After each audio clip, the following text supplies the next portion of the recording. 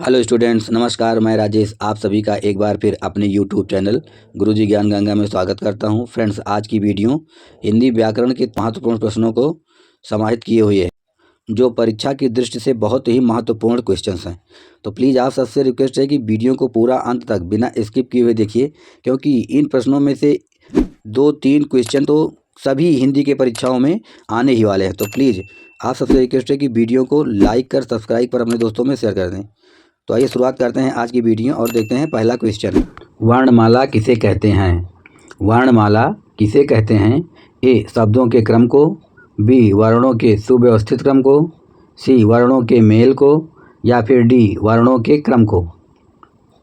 तो इसका right answer है बी, वर्णों के सुव्यवस्थित क्रम को वर्णमाला कहते हैं। वर्णों के सुव्यवस्थित क्रम को वर्णमाला कहा जाता है। अगला क्वेश्चन है, हिंदी की कितनी उपभाषाएं हैं? हिंदी की कितनी उपभाषाएं हैं?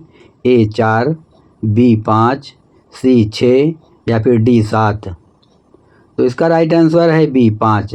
हिंदी की कुल 5 उपभाषाएं हैं तथा हिंदी की कुल 17 बोलियां हैं। अगला क्वेश्चन है, भाषा की सबसे छोटी इकाई क्या है? भाषा की सबसे छोटी इकाई क्या है? ए शब्द, बी वर्ण, सी स्वर, या फिर डी व्यंजन। तो इसका राइट आंसर है बी वर्ण। भाषा की सबसे छोटी इकाई वर्ण है। अगला क्वेश्चन है, हिंदी वर्णमाला में स्वरों की संख्या कितनी है? हिंदी वर्णमाला में स्वरों की संख्या कितनी है? ए 10, बी 11, सी 12, या फिर डी 13। तो इसका राइट आंसर है बी 11। हिंदी वर्णमाला में स्वरों की संख्या 11 मानी गई है। हिंदी वर्णमाला में स्वरों की संख्या 11 मानी गई है। अगला क्वेश्चन है, हिंदी वर्णमाला में मूलतः वर्णों की संख्या कितनी है? ए 50, बी 51, सी 52, या फिर डी 53। तो इसका राइट आंसर है सी 52। हिंदी वर्णमाला में मूलतः वर्णों की संख्या कुल 52 मानी गई है। अगला क्वेश्चन है, हिंदी वर्णमाला में व्यंजनों की संख्या कितनी है? हिंदी वर्णमाला में व्यंजनों की संख्या कितनी है?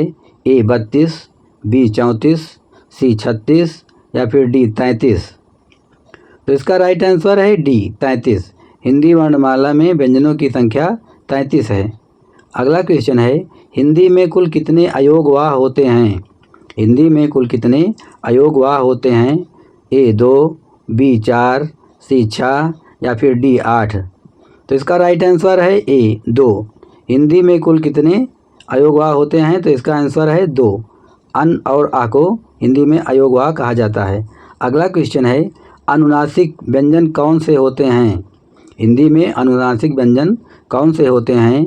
ए वर्ग के प्रथम अक्षर, बी वर्ग के तृतीय अक्षर, सी वर्ग के चतुर्थ अक्षर, या फिर डी वर्ग के पंचम अक्षर। तो इसका राइट आंसर है डी वर्ग के पंचम अक्षर। अगला क्वेश्चन है, अनुनासिक का संबंध होता है, अनुनासिक वर्णों का संबंध किससे होता है? नाक से, मुंह से, नाक और मुंह दोनों से, या फिर इनमें से किसी से नहीं। इसका राइट आंसर है सी, नाक और मुंह दोनों से।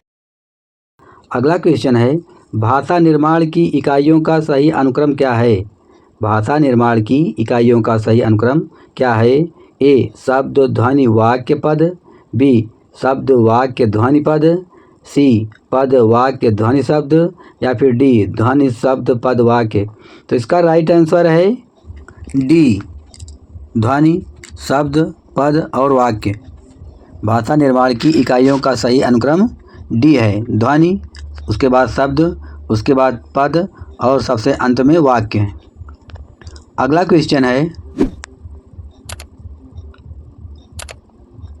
दो वर्णों के मेल से होने वाले विकार को क्या कहते हैं?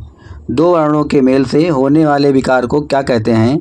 ए संधि, बी समास, सी उपसर्ग, या फिर डी प्रत्यय। तो इसका राइट आंसर है ए संधि। दो वर्णों के मेल से होने वाले विकार को संधि कहा जाता है। जब दो वर्ण आपस में मिलते हैं तो उनसे जो विकार उत्पन्न होता है उन्हें संधि कहा जाता है। अगला क्वेश्चन है, संधि कितने प्रकार की होती है? संधि कितने प्रकार की होती है? ए 1, बी 2, सी 3, या फिर डी 4। तो इसका राइट आंसर है सी, 3 प्रकार की।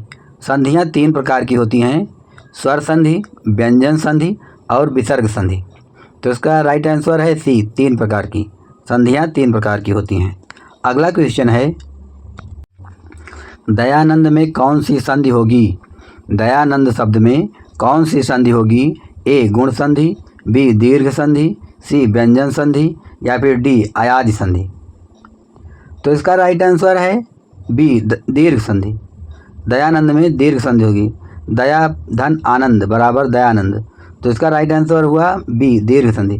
दयानंद में दीर्घ संधि है। अगला क्वेश्चन है, कपीस में कौन सी संधि है? कपीस में कौन सी संधि है? ए वृद्धि संधि, बी दीर्घ संधि, सी विसर्ग संधि या फिर डी यण संधि।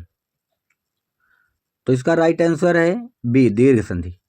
कपि धन ईस बराबर कपीस। तो बड़ी ई की मात्रा बीच में आ रही है, इसलिए यहाँ पर दीर्घ संधि होगा। बड़ी ई बड़ा आ की मात्रा बीच में आ जाए तो वहाँ पर दीर्घ संधि होता है। अगला क्वेश्चन है, सदैव में प्रयुक्त संधि का नाम क्या है? सदैव शब्द में प्रयुक्त संधि का नाम क्या है? ए व्यंजन संधि, बी स्वर संधि, सी विसर्ग संधि या फिर डी इनमें से कोई नहीं। तो इसका राइट आंसर है स्वर संधि। सदैव में स्वर संधि का प्रयोग है। यहाँ पर स्वर संधि के भेद नहीं बताना है, केवल स्वर व्यंजन या विसर्ग 3 प्रमुख संधियों में से कौन सी संधि होगी ये संधि पूछा गया है, नहीं तो इसमें दीर्घ गुण ढूंढना जाए। अगला क्वेश्चन है, पवित्र में प्रयुक्त संधि का नाम क्या है? पवित्र शब्द में प्रयुक्त संधि का नाम क्या है? यण संधि, गुण संधि, अयाज संधि या वृद्धि संधि। तो इसका राइट आंसर है सी, अयाज संधि। पो धन इत्र बराबर पवित्र।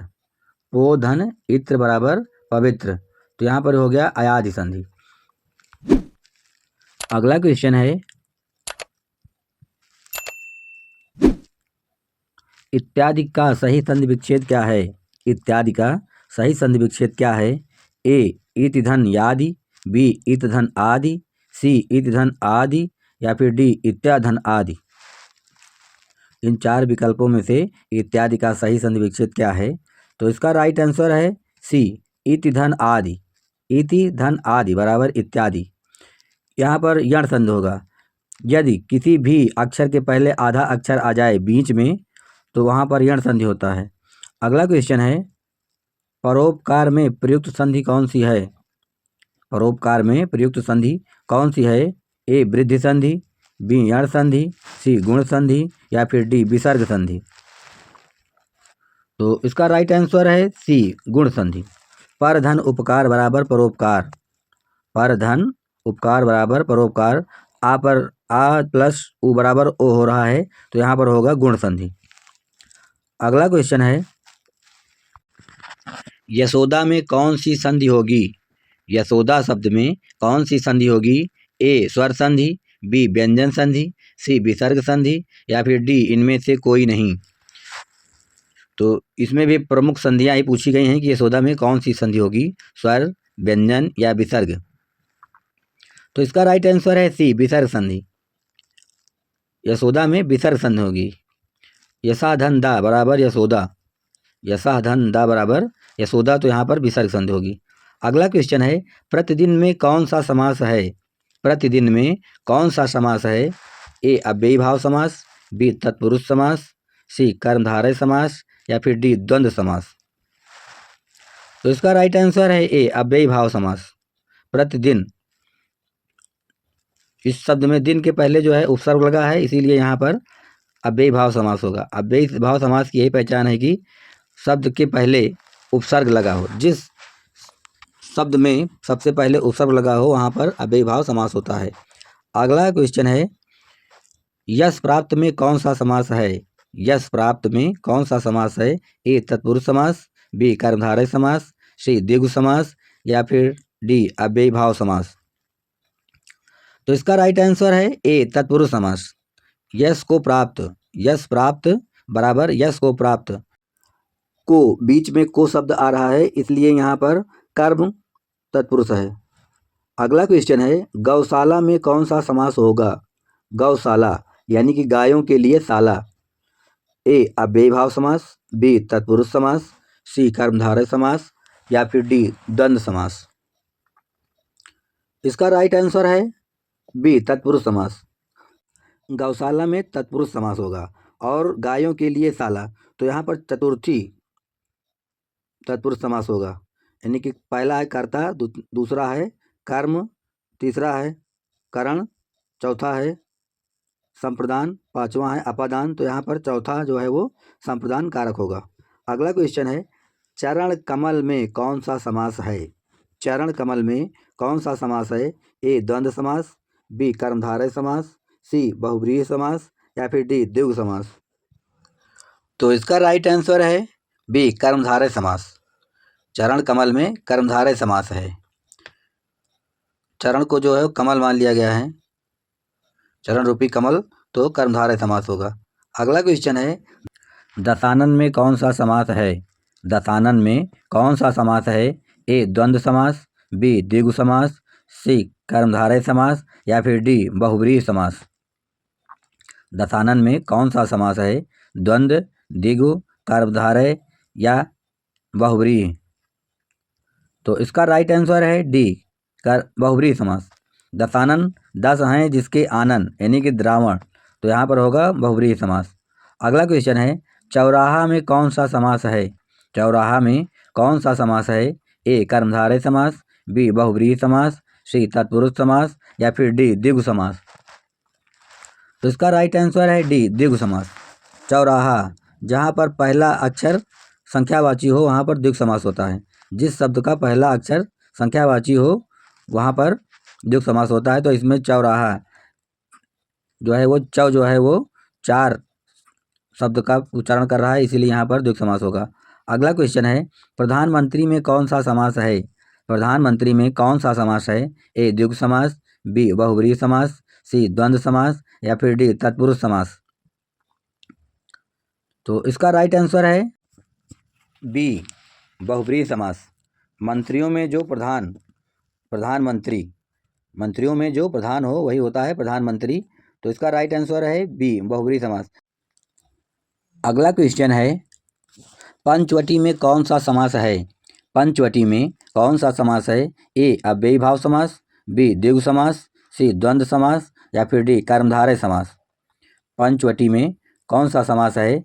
अव्ययीभाव समास, द्विगु समास, द्वंद्व समास या कर्मधारय समास। तो इसका राइट आंसर है द्विगु समास। पंचवटी, पंच जिसमें कि पहला अक्षर जो है वो संख्यावाची आ रहा है, इसीलिए यहाँ पर होगा द्विगु समास, क्योंकि जिस शब्द में पहला शब्द संख्यावाची हो वहाँ पर द्विगु समास होता है। अगला क्वेश्चन है, राजपुत्र में कौन सा, राजा का पुत्र, राजपुत्र में कौन सा समास है? ए अव्ययीभाव समास, बी तत्पुरुष समास, सी कर्मधारय समास या फिर डी बहुव्रीहि समास। तो इसका राइट आंसर है बी तत्पुरुष समास। राजा का पुत्र, इसमें जो है वो का लोप हुआ है, तो इसीलिए यहाँ पर हुआ तत्पुरुष समास। आज का अगला क्वेश्चन है, मृगनयन में कौन सा समास होगा? मृगनयन में कौन सा समास होगा? ए कर्मधारय समास, बी द्वंद्व समास, सी अव्ययीभाव समास या फिर डी बहुव्रीहि समास। तो इसका राइट आंसर है ए कर्मधारय समास। मृगनयन, कमल नयन, इन सब में जो है वो कर्मधारय समास होता है। अगला क्वेश्चन है, इनमें से कौन सा भाववाचक संज्ञा है? इनमें से कौन सा भाववाचक संज्ञा है? ए श्याम, बी नदी, सी बचपन या फिर डी पानी। इसका राइट आंसर है सी बचपन। इनमें से बचपन जो है वो भाववाचक संज्ञा है, जबकि श्याम। अगला क्वेश्चन है, वह घर पहुंच गया, वह घर पहुंच गया में पहुंच गया किस क्रिया का उदाहरण है? वह घर पहुंच गया में पहुंच गया किस क्रिया का उदाहरण है? तो इसका राइट आंसर है सी संयुक्त क्रिया। अगला क्वेश्चन है, भूतकाल के कितने भेद होते हैं? भूतकाल के कितने भेद होते हैं? ए 3, बी 4, सी 5 या फिर डी 6। इसका राइट आंसर है डी 6 भेद। भूतकाल के छह भेद होते हैं। भूतकाल के छह भेद होते हैं। अगला क्वेश्चन है, कविता में मुक्त छंद का प्रयोग किसने प्रारंभ किया था? कविता में मुक्त छंद का प्रयोग सबसे पहले किसने प्रारंभ किया था? ए सूर्यकांत त्रिपाठी निराला, बी सुमित्रानंदन पंत, सी केदारनाथ, या फिर डी भवानी प्रसाद मिश्र। इसका राइट आंसर है ए सूर्यकांत त्रिपाठी निराला। कविता में मुक्त छंद का प्रयोग सूर्यकांत त्रिपाठी निराला ने किया था। अगला क्वेश्चन है, जयशंकर प्रसाद जी की काव्य भाषा कौन सी है? संस्कृत, ए अवधी, बी मैथिली, सी मगही, या फिर डी खड़ी बोली। इसका राइट आंसर है डी खड़ी बोली। जयशंकर प्रसाद जी की काव्य भाषा खड़ी बोली है। अगला क्वेश्चन है, इनमें से कौन छायावादी कवि नहीं है? इनमें से कौन छायावादी कवि नहीं है? ए सुमित्रानंदन पंत, बी सूर्यकांत त्रिपाठी निराला, सी महादेवी वर्मा, या फिर डी मुंशी प्रेमचंद। इसका राइट आंसर है डी मुंशी प्रेमचंद। मुंशी प्रेमचंद छायावादी कवि नहीं है, बाकी सुमित्रानंदन पंत और सब ये छायावादी कवि हैं। अगला क्वेश्चन है, इनमें से कौन आंचलिक कथाकार है? इनमें से कौन आंचलिक कथाकार है? ए प्रेमचंद, बी जयशंकर प्रसाद, सी कमलेश्वर, या फिर डी फणीश्वर नाथ रेणु। इसका राइट आंसर है डी फणीश्वर नाथ रेणु। अगला क्वेश्चन है, अलगू चौधरी और जुम्मन शेख किस कहानी के पात्र हैं? अलगू चौधरी और जुम्मन शेख किस कहानी के पात्र हैं? ए वापसी, बी परिंदे, सी पंच परमेश्वर, या फिर डी साइकिल की यात्रा। इसका राइट आंसर है सी पंच परमेश्वर। अलगू चौधरी और जुम्मन शेख पंच परमेश्वर कहानी के पात्र हैं। अगला क्वेश्चन है, निम्न में से कौन हनुमान का पर्यायवाची शब्द नहीं है? ए मारुति नंदन, बी अंजनी पुत्र, सी पवन सुत, या फिर डी दामोदर। इसका राइट आंसर है डी दामोदर। दामोदर जो है वो हनुमान जी का पर्यायवाची नहीं है, बाकी सब हनुमान के पर्यायवाची शब्द हैं। अगला क्वेश्चन है, अनुपम का पर्यायवाची शब्द क्या है? अनुपम का पर्यायवाची शब्द निम्न में से क्या है? ए स्वर्गीय, बी लौकिक, सी पार्थिव, या फिर डी अद्वितीय। इसका राइट आंसर है डी अद्वितीय। अनुपम शब्द का पर्यायवाची शब्द अद्वितीय है। अगला क्वेश्चन है, हिंदी में ह्रस्व स्वरों की संख्या कितनी है? हिंदी में ह्रस्व स्वरों की संख्या कितनी है? ए 3, बी 4, सी 5, या फिर डी 6। इसका राइट आंसर है बी 4। हिंदी में ह्रस्व स्वरों की संख्या कुल 4 है। अगला क्वेश्चन है, हिंदी में दीर्घ स्वरों की संख्या कितनी है? हिंदी में कुल कितने दीर्घ स्वर हैं? ए 6, बी 7, सी 8, या फिर डी 5। इसका राइट आंसर है सी 7। हिंदी में दीर्घ स्वर की संख्या कुल 7 है।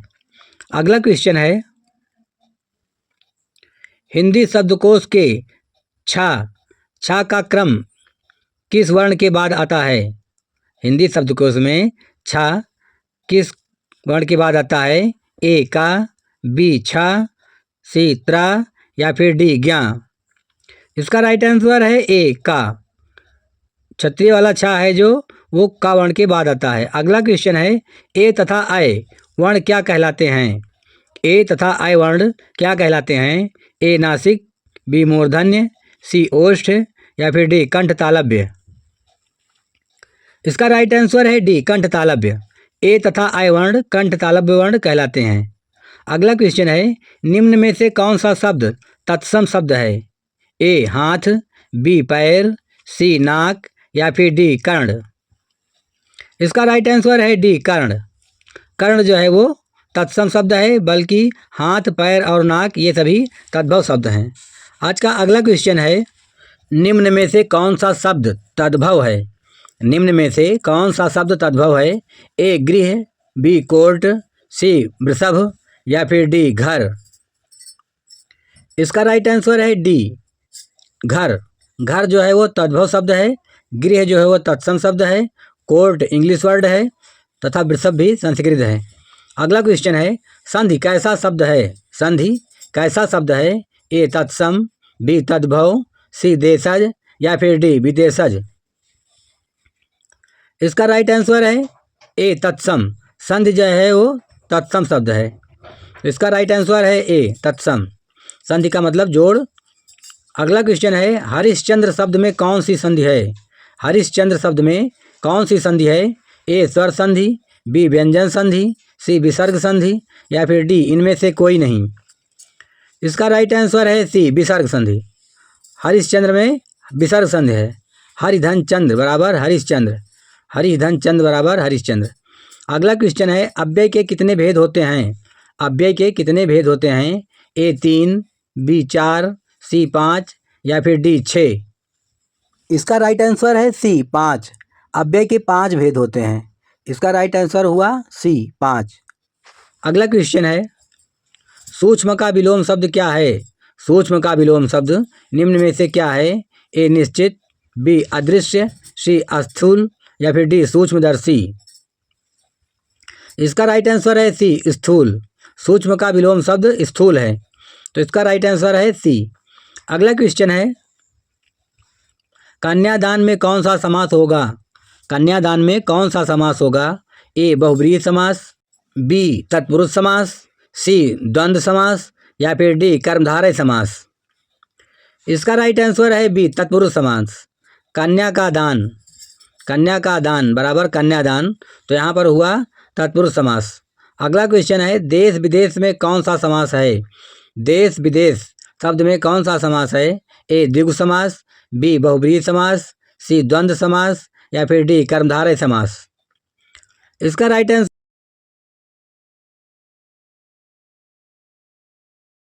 अगला क्वेश्चन है गजानन में कौन सा समास है? गजानन में कौन सा समास है? ए तत्पुरुष समास, बी बहुब्रीहि समास, सी कर्मधारय समास या फिर डी द्विगु समास। इसका राइट आंसर है बी बहुब्रीहि समास। गजानन इसका मतलब गणेश हुआ, तो तीसरा पक्ष प्रधान हुआ यहाँ पर, तो इसीलिए यहाँ पर होगा बहुब्रीहि समास। अगला क्वेश्चन है दाल रोटी में कौन सा समास है? दाल रोटी में कौन सा समास है? ए तत्पुरुष समास, बी कर्मधारय समास, सी बहुब्रीहि समास या फिर डी द्वंद्व समास। इसका राइट आंसर है डी द्वंद्व समास। दाल रोटी में द्वंद्व समास है, दाल और रोटी में द्वंद्व समास। अगला क्वेश्चन है यथाशक्ति में कौन सा समास है? यथाशक्ति में कौन सा समास है? ए बहुब्रीहि समास, बी कर्मधारय समास, सी अव्ययी भाव समास या फिर डी द्विगु समास। इसका राइट आंसर है सी अव्ययी भाव समास। यथाशक्ति में अव्ययी भाव समास है। बहुत ही इंपॉर्टेंट है यह क्वेश्चन, यह सभी परीक्षाओं में पूछा ही जाता है।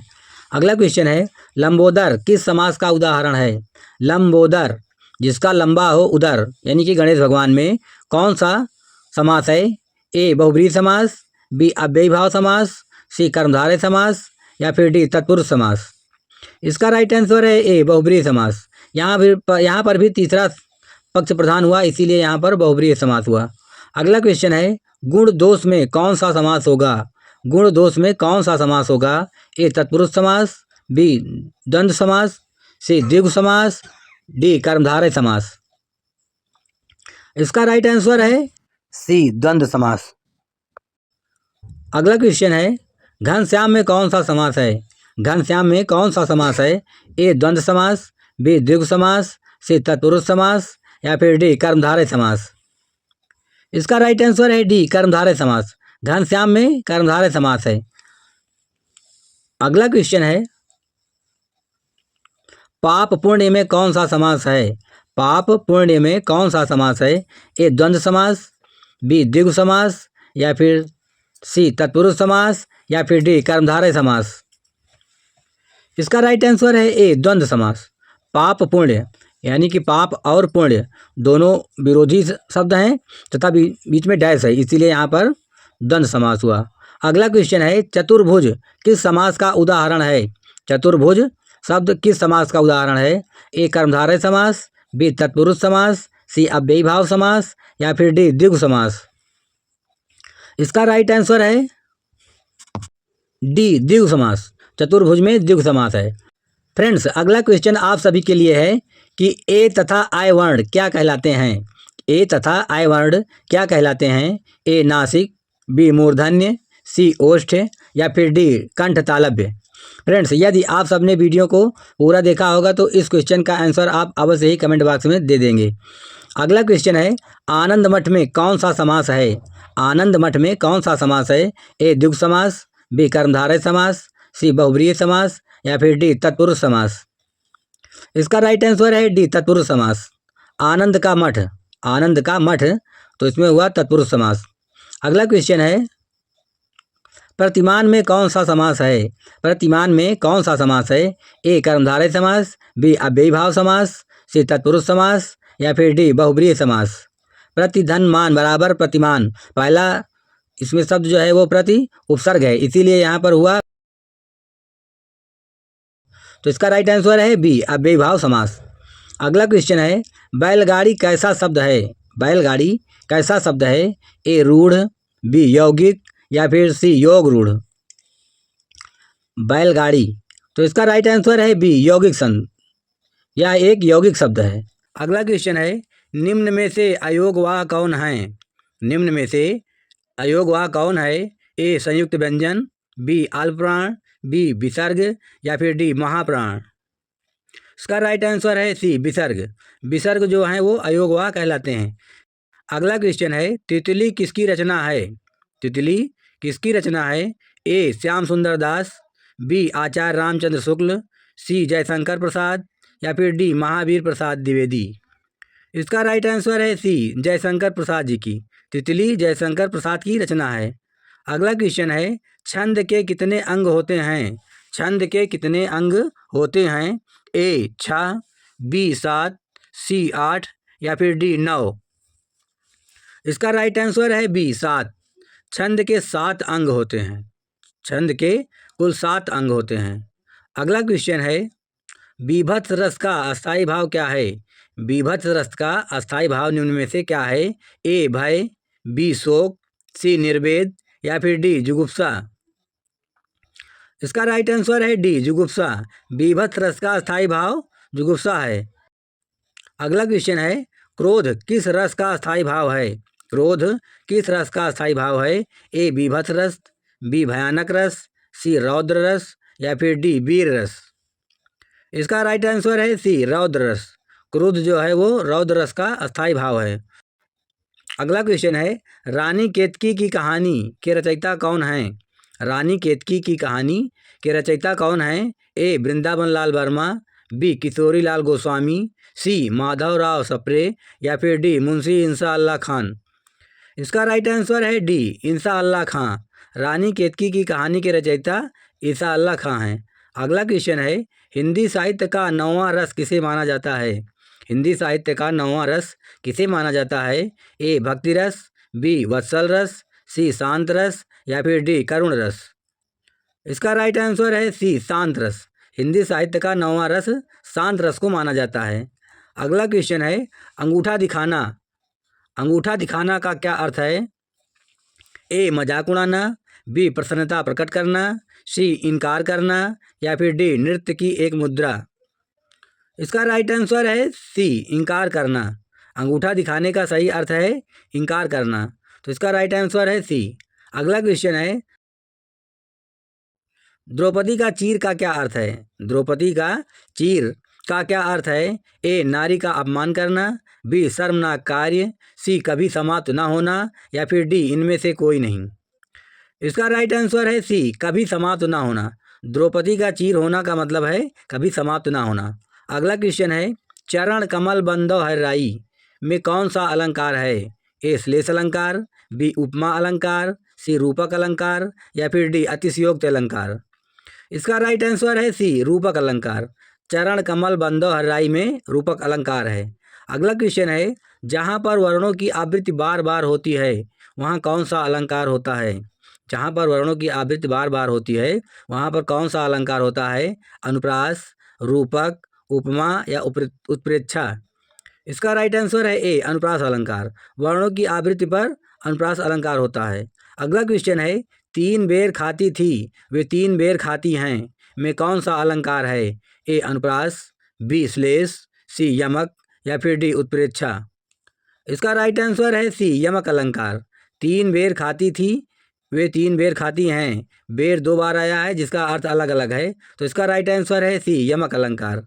अगला क्वेश्चन है, छंद शास्त्र का प्रणेता किसे माना जाता है? छंद शास्त्र का प्रणेता किसे माना जाता है? ए वाल्मीकि, बी वेद व्यास, सी कात्यायन या फिर डी पिंगल। इसका राइट आंसर है डी पिंगल। महर्षि पिंगल को छंद शास्त्र का प्रणेता माना जाता है। पिंगल को छंद शास्त्र का प्रणेता माना जाता है। अगला क्वेश्चन है, चोर की दाढ़ी में तिनका। चोर की दाढ़ी में तिनका का अर्थ क्या है? ए चोर आडंबर दिखाता है, बी अपराधी सदा शंका से घिरा रहता है, सी चोर साधारण जन से अधिक दान करता है या फिर डी इनमें से कोई नहीं। इसका राइट आंसर है बी अपराधी सदा शंका से घिरा रहता है।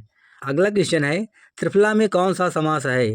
त्रिफला में कौन सा समास है? ए अव्ययी भाव समास, बी तत्पुरुष समास, सी द्वंद्व समास या फिर डी द्विगु समास।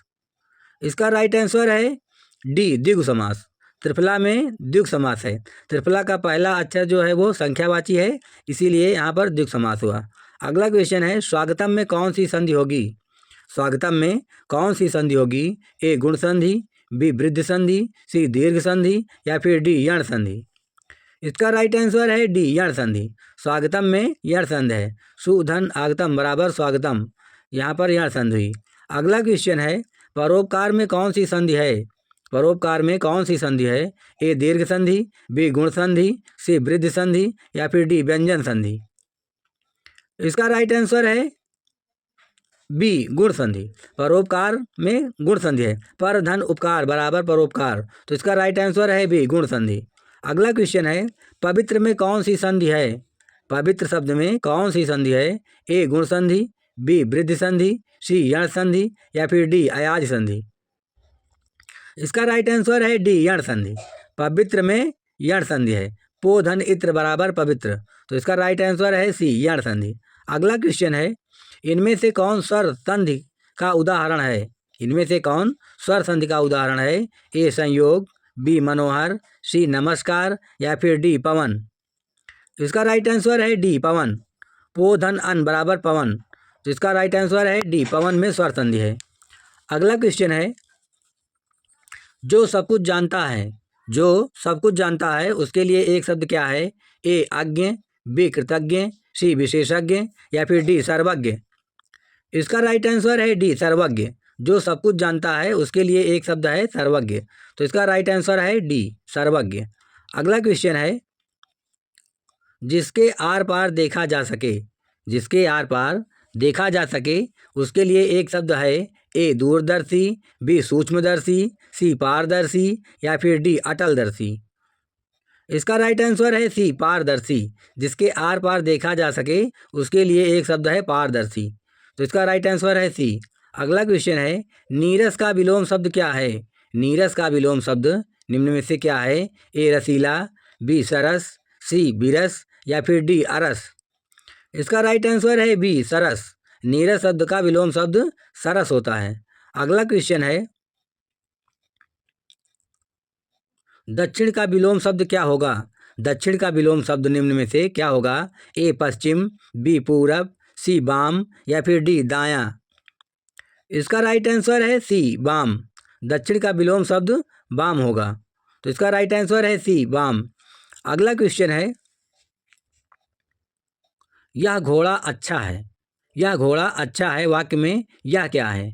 ए संज्ञा, बी सर्वनाम, सी विशेषण या फिर डी सार्वनामिक विशेषण। इसका राइट आंसर है बी सर्वनाम। यह घोड़ा अच्छा है में यह शब्द जो है वह सर्वनाम है। यह शब्द सर्वनाम है। अगला क्वेश्चन है, सुमित रो रहा है। सुमित रो रहा है वाक्य में कौन सी क्रिया है? ए आकर्मक क्रिया, बी सकारात्मक क्रिया, सी द्विकर्मक क्रिया या फिर डी प्रेरणार्थक क्रिया। इसका राइट आंसर है ए अकर्मक क्रिया। सुमित रो रहा है, इसमें अकर्मक क्रिया है। रोना अकर्मक है, इसीलिए यहाँ पर अकर्मक क्रिया हुआ। अगला क्वेश्चन है, शिव का विशेषण क्या होगा? शिव का विशेषण क्या होगा? ए शिवेश, बी शंकर, सी शैव या फिर डी शैल। इसका राइट आंसर है सी शैव। शिव का विशेषण शब्द शैव होगा। अगला क्वेश्चन है, उपमान का विलोम शब्द क्या है? उपमान शब्द का विलोम शब्द क्या है? ए व्यतिरेक, बी अनन्वय, सी अतुल या फिर डी उपमेय। इसका राइट आंसर है डी उपमेय। उपमान का विलोम शब्द उपमेय होता है। उपमान शब्द का विलोम शब्द उपमेय होता है। अगला क्वेश्चन है गोदान किसकी प्रमुख रचना है? गोदान जो कि एक उपन्यास है, इसकी प्रमुख रचना है ए रामचंद्र शुक्ल की, बी मुंशी प्रेमचंद की, सी रामधारी सिंह दिनकर की, या फिर डी जयशंकर प्रसाद की। इसका राइट आंसर है बी मुंशी प्रेमचंद की। गोदान जो है वो मुंशी प्रेमचंद की एक प्रमुख रचना है। अगला क्वेश्चन है किसी व्यक्ति के नाम को क्या कहते हैं? किसी व्यक्ति के नाम को क्या कहते हैं? ए क्रिया, बी विशेषण, सी संज्ञा, या फिर डी सर्वनाम। इस क्वेश्चन का आंसर आप सबको कमेंट बॉक्स में देना है कि किसी व्यक्ति के नाम को क्या कहा जाता है। आज का अगला क्वेश्चन है तोड़ती पत्थर। तोड़ती पत्थर कविता के कवि कौन हैं? ए सुभद्रा कुमारी चौहान, बी महादेवी वर्मा, सी माखनलाल चतुर्वेदी, या फिर डी सूर्यकांत त्रिपाठी निराला। इसका राइट आंसर है डी सूर्यकांत त्रिपाठी निराला। तोड़ती पत्थर कविता के कवि हैं सूर्यकांत त्रिपाठी निराला। अगला क्वेश्चन है अक्ल का दुश्मन। अक्ल का दुश्मन मुहावरे का क्या अर्थ है? अक्ल का दुश्मन मुहावरे का अर्थ क्या है? ए मित्र, बी शत्रु, सी महापंडित, या फिर डी महामूर्ख। इसका राइट आंसर है डी महामूर्ख। अक्ल का दुश्मन का अर्थ है महामूर्ख। अगला क्वेश्चन है घुटने टेक देना।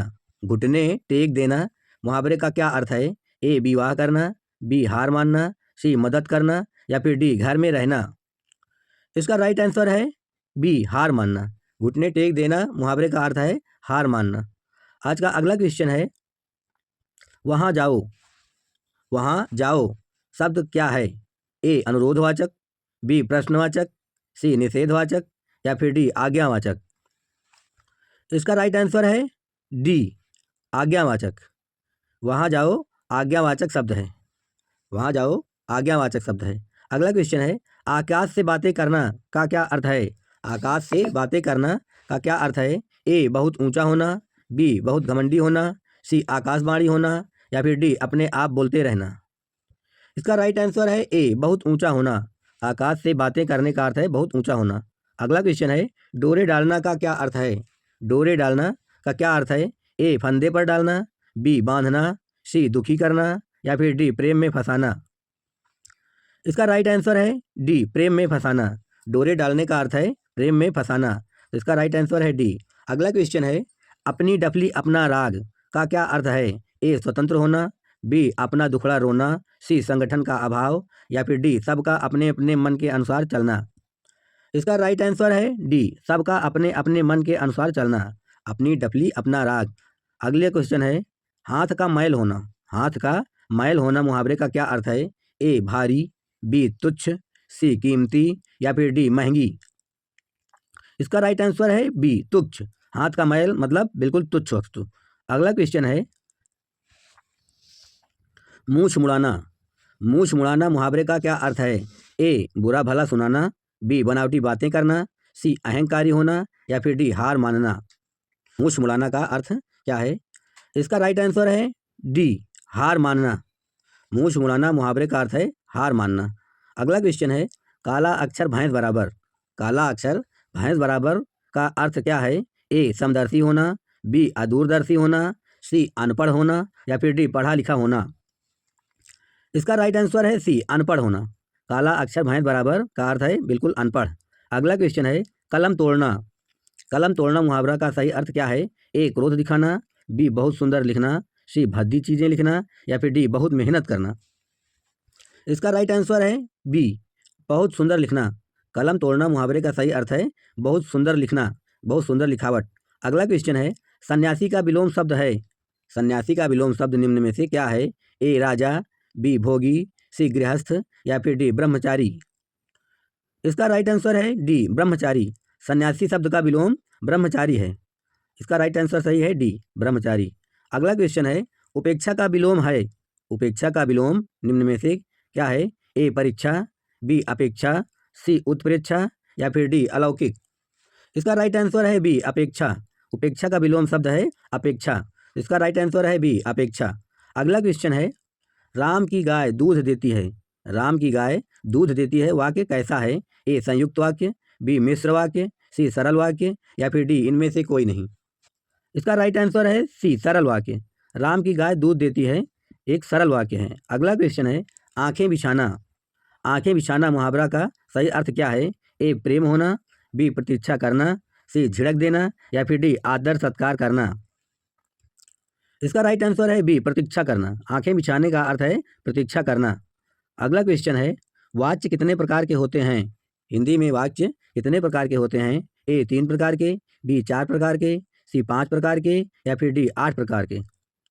इसका राइट आंसर है ए 3 प्रकार के। वाच्य 3 प्रकार के होते हैं, कर्तवाच्य, कर्मवाच्य और भाववाच्य। अगला क्वेश्चन है गरीबों को वस्त्र दो। गरीबों को वस्त्र दो वाक्य में कारक बताइए। ए करण कारक, बी अपादान कारक, सी संप्रदान कारक या फिर डी कर्म कारक। इसका राइट आंसर है डी कर्म कारक। गरीबों को वस्त्र दो में कर्म कारक है। अगला क्वेश्चन है चुल्लू भर पानी में डूब मरना। चुल्लू भर पानी में डूब मरना मुहावरे का अर्थ क्या है? बहुत अधिक हानि होना, बहुत अधिक दुखी होना, बहुत अधिक लज्जित होना या फिर बहुत अधिक निराश होना।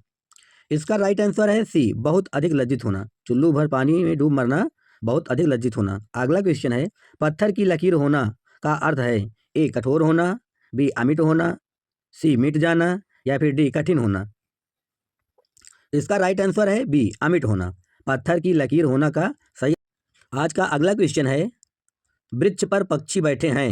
वृक्ष पर पक्षी बैठे हैं वाक्य में कौन सा कारक है? ए कर्म कारक, बी अपादान कारक, सी संप्रदान कारक या फिर डी अधिकरण कारक।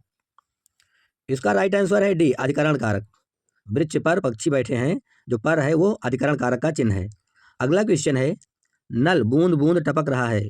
नल बूंद बूंद टपक रहा है में बूंद बूंद क्या है? ए संज्ञा, बी सर्वनाम, सी विशेषण या फिर डी क्रिया विशेषण। इसका राइट आंसर है डी क्रिया विशेषण। बूंद बूंद शब्द में क्रिया विशेषण है, तो इसका राइट आंसर है डी। अगला क्वेश्चन है ठन ठन गोपाल। ठन ठन गोपाल मुहावरे का क्या अर्थ है? ए कंगाल, बी धनवान, सी बेकार या फिर डी समय पर काम ना आना। ठन ठन गोपाल का सही अर्थ क्या है? इसका राइट आंसर है ए कंगाल। ठन ठन गोपाल का मतलब हुआ बिल्कुल कंगाल। अगला क्वेश्चन है संबंधवाचक सर्वनाम बताएं। निम्न में से कौन सा संबंधवाचक सर्वनाम है? ए कोई, बी कौन, सी वह या फिर डी जो। इसका राइट आंसर है डी जो। जो है वह संबंधवाचक सर्वनाम है। जो, सो ये सभी संबंधवाचक सर्वनाम होते हैं। अगला क्वेश्चन है व्याकरण की दृष्टि से प्रेम शब्द क्या है? व्याकरण की दृष्टि से प्रेम शब्द क्या है? ए अव्यय, बी विशेषण, सी क्रिया विशेषण या फिर डी भाववाचक संज्ञा। इसका राइट आंसर है डी भाववाचक संज्ञा। व्याकरण की दृष्टि से प्रेम भाववाचक संज्ञा है। अगला क्वेश्चन है इनमें से अपादान कारक की विभक्ति क्या है? नीचे जो लिखे हैं इनमें से अपादान कारक क्या है? ए ने, बी को, सी से या फिर डी के लिए। इसका राइट आंसर है सी से। अलगाव की स्थिति में अपादान कारक होता है। अगला क्वेश्चन है इनमें से अनिश्चयवाचक सर्वनाम कौन सा है? नीचे जो लिखे हुए शब्द हैं इनमें से अनिश्चयवाचक बताइए। ए कौन, बी कोई, सी वह या फिर डी शक। इसका राइट आंसर है बी कोई। कोई जो है वो अनिश्चयवाचक सर्वनाम है। अगला क्वेश्चन है तुम यह काम मत करो कैसा वाक्य है?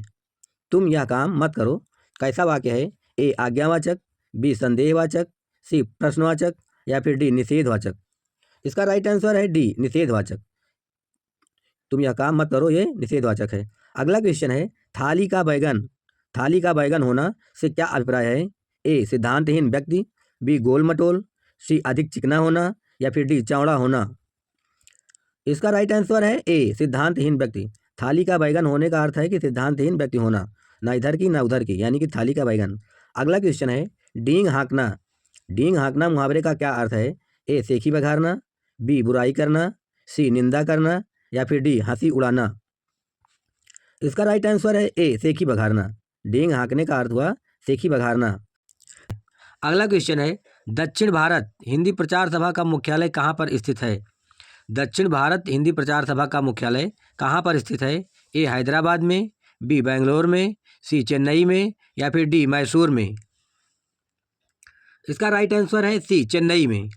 दक्षिण भारत में हिंदी प्रचार का मुख्यालय चेन्नई में है।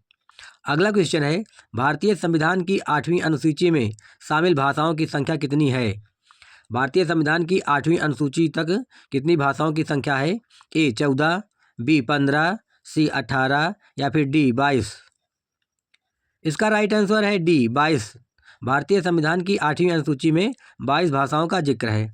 अगला क्वेश्चन है, हिंदी खड़ी बोली किस अपभ्रंश से विकसित हुई है? हिंदी खड़ी बोली किस अपभ्रंश से विकसित हुई है? ए मागधी, बी अर्धमागधी, सी सौरसेनी या फिर डी संस्कृत। इसका राइट आंसर है सी सौरसेनी। हिंदी खड़ी बोली सौरसेनी की अपभ्रंश है। अगला क्वेश्चन है, भाषाई आधार पर सर्वप्रथम किस राज्य का गठन हुआ? भाषाई आधार पर सर्वप्रथम किस राज्य का गठन हुआ? ए पंजाब, बी हरियाणा, सी राजस्थान या फिर डी आंध्र प्रदेश। इसका राइट आंसर है डी आंध्र प्रदेश। भाषाई आधार पर सर्वप्रथम आंध्र प्रदेश राज्य का गठन हुआ है। भाषा के आधार पर सर्वप्रथम आंध्र प्रदेश का गठन हुआ। अगला क्वेश्चन है, बघेली बोली का संबंध किस उपभाषा से है? बघेली बोली का संबंध किस उपभाषा से है? ए राजस्थानी, बी पूर्वी हिंदी, सी बिहारी या फिर डी पश्चिमी हिंदी। इसका राइट आंसर है बी पूर्वी हिंदी। बघेली बोली का संबंध पूर्वी हिंदी से है।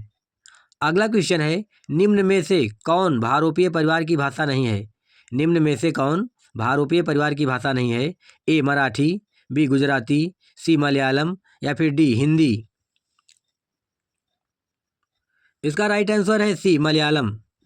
मलयालम जो है वो भारोपीय परिवार की भाषा नहीं है, जबकि मराठी, गुजराती, हिंदी ये सभी भारोपीय परिवार की भाषा हैं।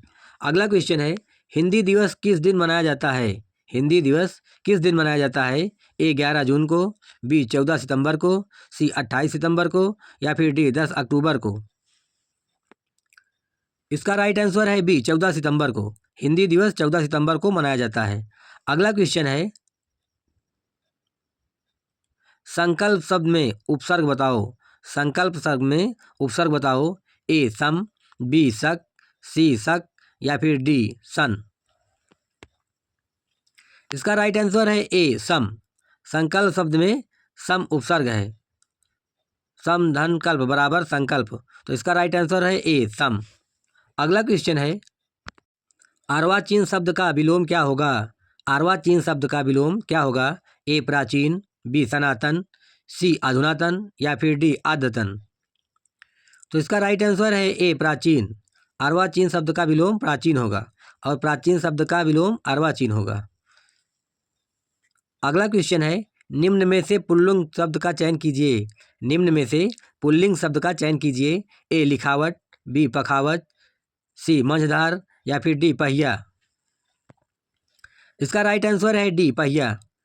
पहिया शब्द पुल्लिंग है, बाकी तीनों शब्द स्त्रीलिंग हैं। लिखावट, पखावत, मंझधार ये सभी स्त्रीलिंग शब्द हैं। अगला क्वेश्चन है, अलंकार शब्द में कौन सा उपसर्ग है? अलंकार शब्द में कौन सा उपसर्ग है? ए अल, बी एलन, सी अलम या फिर डी आलम। इसका राइट आंसर है सी अलम। अलम धन कार बराबर अलंकार, तो इसका राइट आंसर है सी अलम। अगला क्वेश्चन है, देशभक्ति में कौन सा समास है? देशभक्ति में कौन सा समास है? ए द्वंद्व समास, बी द्विगु समास, सी तत्पुरुष समास या फिर डी कर्मधारय समास। इसका राइट आंसर है सी तत्पुरुष समास। देश के लिए भक्ति, देशभक्ति, तो यहाँ पर चतुर्थी तत्पुरुष है, तो इसका राइट आंसर है सी। अगला क्वेश्चन है, गुरूपदेश में कौन सी संधि है? गुरूपदेश में कौन सी संधि है? ए दीर्घ संधि, बी गुण संधि, सी अयाज संधि या फिर डी यण संधि। गुरुधन उपदेश बराबर गुरूपदेश, तो इसका राइट आंसर है ए दीर्घ संधि। यहाँ पर उ प्लस उ बराबर उ, तो दीर्घ संधि हुई। अगला क्वेश्चन है, वा वर्ण का उच्चारण स्थान क्या है? वा वर्ण का उच्चारण स्थान क्या है? ए कंठ, बी तालु, सी दंत या फिर डी दंतोष्ठ। इसका राइट आंसर है डी दंतोष्ठ। वा वर्ण का उच्चारण स्थान दंतोष्ठ है। का वर्ण कंठ से, ता वर्ग ताल से तथा ता वर्ग दंत होते हैं। अगला क्वेश्चन है, नदी शब्द में कौन सा वचन है?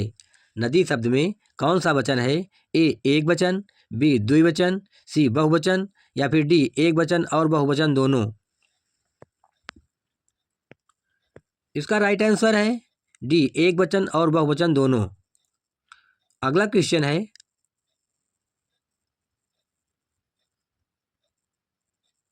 पर्यंत शब्द में कौन सा उपसर्ग है? पर्यंत शब्द में कौन सा उपसर्ग है? ए परि, बी पर, सी प्र या फिर डी परा। परिधन अंत बराबर पर्यंत, तो इसका राइट आंसर है ए परि। परि जो है वो पर्यंत शब्द में उपसर्ग है और अंत जो है वो शब्द है। अगला क्वेश्चन है, हिंदी में स्पर्श व्यंजनों की संख्या कितनी है? हिंदी में स्पर्श व्यंजनों की संख्या कितनी है? ए 20, बी 25, सी 30 या फिर डी 35। इसका राइट आंसर है बी 25। हिंदी में स्पर्श व्यंजनों की संख्या 25 है। का से लेकर माँ तक सभी 25 वर्ण जो हैं वो हिंदी के स्पर्श व्यंजन कहलाते हैं। अगला क्वेश्चन है, हिंदी में कौन सा शब्द पुल्लिंग है? निम्न में कौन सा शब्द पुल्लिंग है? ए चील, बी कढ़ी, सी सरसों या फिर डी संतान। इसका राइट आंसर है डी संतान।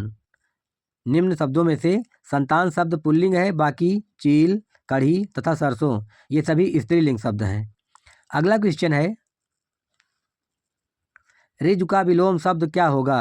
ऋजु का विलोम शब्द क्या होगा? ए सरल, बी सीधा, सी त्रिकोण या फिर डी वक्र। इसका राइट आंसर है डी वक्र।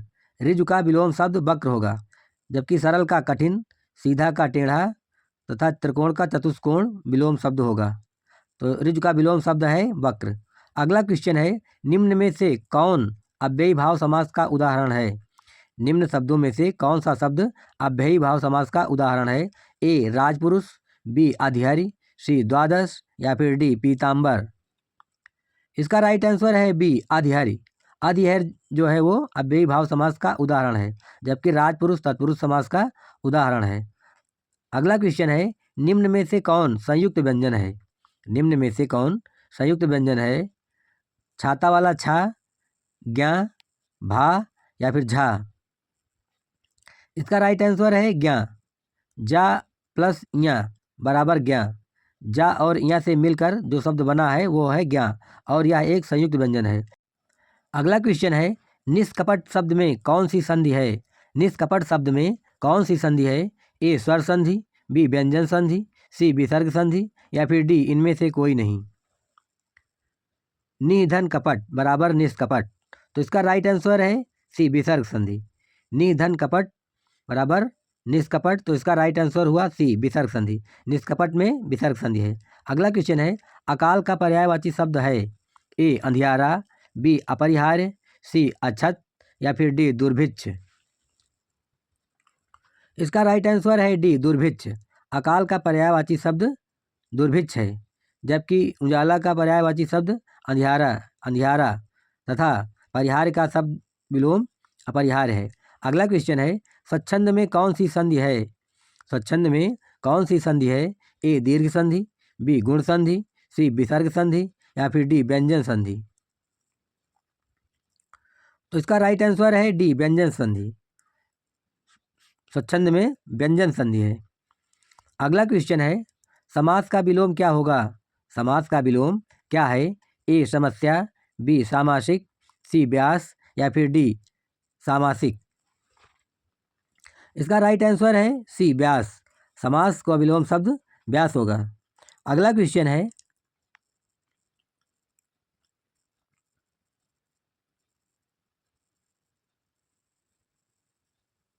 जिसकी पूर्व से कोई आशा ना हो उसके लिए एक शब्द क्या है? जिसकी पूर्व से कोई आशा ना हो उसके लिए एक शब्द निम्न में से क्या है?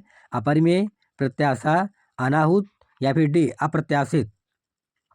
इसका राइट आंसर है डी अप्रत्याशित। जिसकी पूर्व से कोई आशा ना हो उसके लिए एक शब्द है अप्रत्याशित। अगला क्वेश्चन है,